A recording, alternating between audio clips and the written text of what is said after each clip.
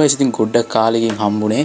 ඉතින් ඔයාලා දන්නවා දැන් මේ වෙද්දි YouTube criteria ඒ කියන්නේ YPP apply කරන්න තියෙන උන සුදුසුකම් ඔයාලට ඒ කියන්නේ වෙනස් කරලා තියෙනවා පෙබරවාරි දැන් ඒ කියන්නේ 2027 පෙබ්‍රුවරි ඉඳන් ඔයාලට YPP apply කරන්න තියෙන සුදුසුකම් සම්පූර්ණයෙන්ම වෙනස් වෙනවා.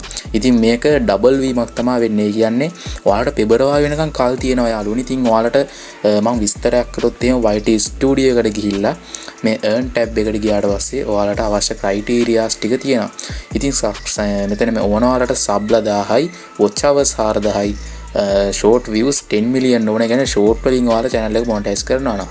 ඉතින් මේක 2027 පෙබරවාරි වෙද්දී මිලියන 20ක් දක්වා ඉහළ යනවා. sub 1000 එහෙමම තියෙනවා.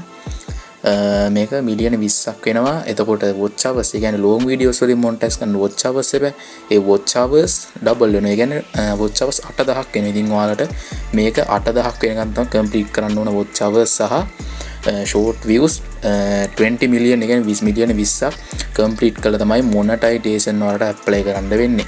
ඉතින් ඔයාලා දන්නවා හැම short views එකම එකතු කරගන්නේ නැහැ මේ count එකට. මෙතන ඔයාගේ short video එක සම්පූර්ණයෙන්ම බලන අයගේ views count එක විතරයි මෙතෙන්ට එකතු වෙන්නේ. ඉතින් ඔයාලට ඒ වගේ short views මිලියන 20ක් හොයාගන්න වෙනවා. ඒ කියන්නේ ඔයාලා සම්පූර්ණ short views channel එකේ මිලියන 40ක්වත් වගේ එන්න ඕන. නැත්තම් ඉතින් ඒක කම්ප්ලීට් වෙන්නේ නැහනේ. ඉතින් ඒ වගේ එකක් තමයි මේ යන විදිහට යන්නේ. ඒ කියන්නේ මෙයාලා අනිවාර්යෙන් නිල වශයෙන්ම කියලා තියෙනවා ඒක හැම වෙනවා කියලා.